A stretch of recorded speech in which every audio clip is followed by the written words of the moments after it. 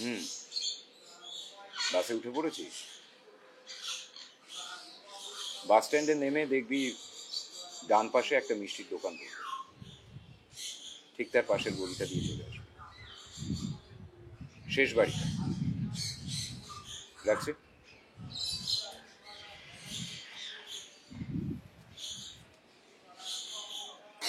এই নাও।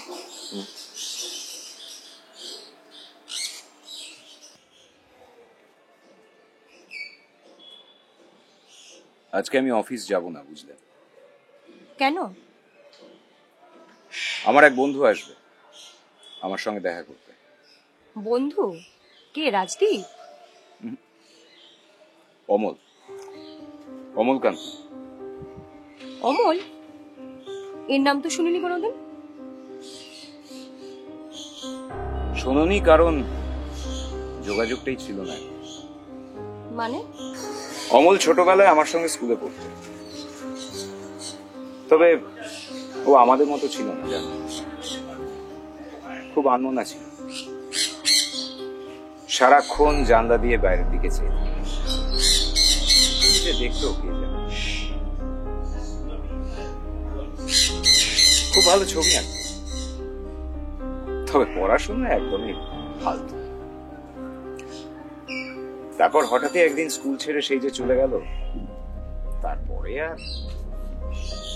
তা সেই মাইকেল অ্যাঞ্জেলোকে কোত্থেকে খুঁজে বার করলে? গতকাল অফিস থেকে বেরিয়ে ক্যাবের জন্য ওয়েট করছি, হঠাৎই একজন এসে বলল, কিরে চিনতে পারছিস? নিজে থেকেই আমার অ্যাড্রেস চাই। তাই আমিও অ্যাড্রেস আর ফোন নাম্বার দিলাম, আজকে আসবো। টাকা পয়সার ধান্দায় আসছে না তো? হতেই পারে, একটা কারখানায় কাজ করা কতই বা রোজগার। দেখো আবার 1000 টাকার বেশি একদম দিও না, এরা কিন্তু খেতে পেলেই শুতে চাইবে।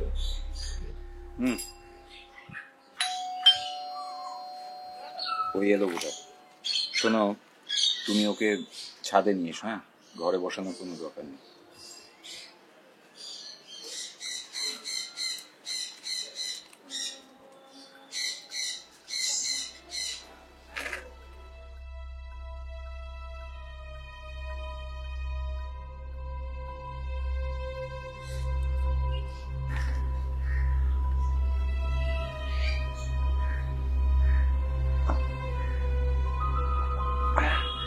খুব ভালো কফিটা।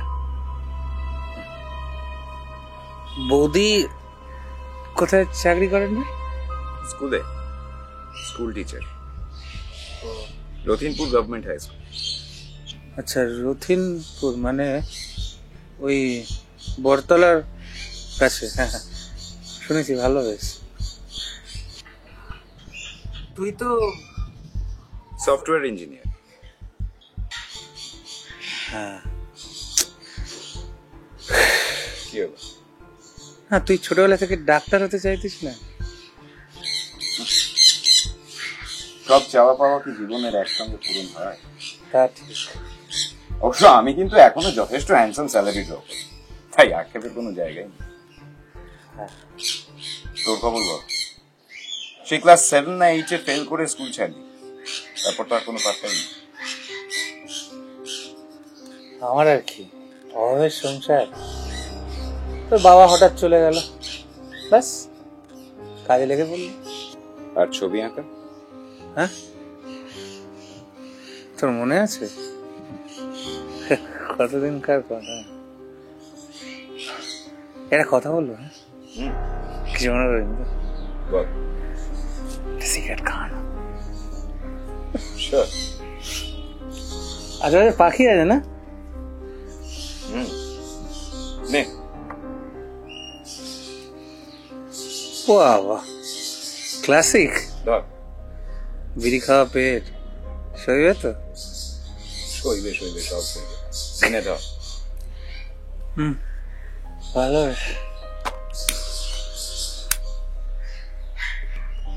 না ছাড়, কি হলো? রেখে দিব।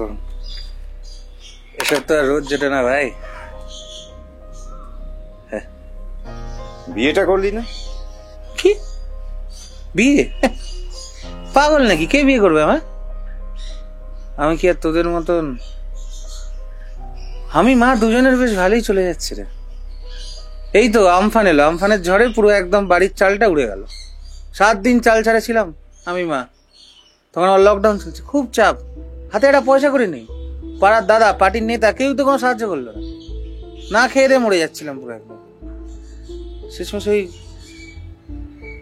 বাবার ওই শেষ স্মৃতিটুকু জানিস, আংটিটা, মা অনেক কান্নাকাটি করছিল। আমি বললাম না, হবে না, না বুঝলে খাবো কি? থাকতে হবে তো দুজনের, দুটো পেট চালাতে হবে তো। বিয়েটা না করেই ভালো আছে। চলে যাচ্ছে আমার আর মায়ের। সারা জীবন একা থাকতে পারবি? হ্যাঁ, একা দুটো ভাত ডাল জুটি নিতে পারবো আর কি।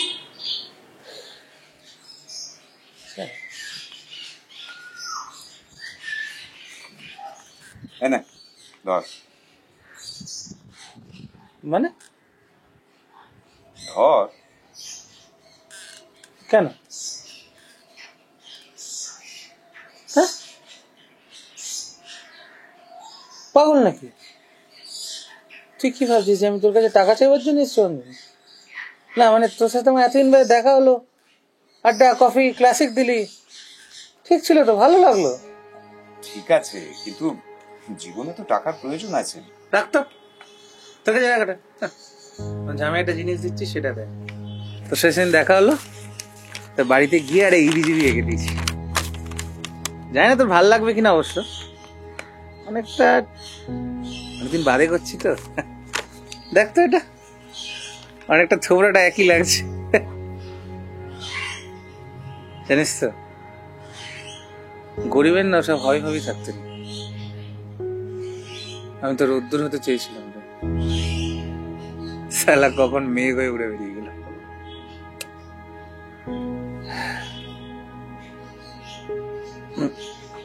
ওদিকে বলিস কফিটা খুব ভালো হয়েছে, সাথে পাখিগুলো।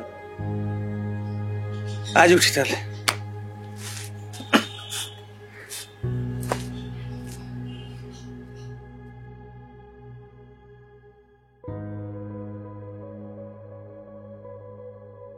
আমরা কেউ মাস্টার হতে চেয়েছিলাম, কেউ ডাক্তার, কেউ উকিল। অমলকান্তি সেসব কিছু হতে চায়নি। সে রোদ্দুর হতে চেয়েছিল, ক্ষান্তবর্ষণ কাক ডাকা বিকেলের সেই লাজুক রোদ্দুর, জাম আর জামফলের পাতায় যা নাকি অল্প একটু হাসির মতন লেগে থাকে। আমরা কেউ মাস্টার হয়েছি, কেউ ডাক্তার, কেউ উকিল।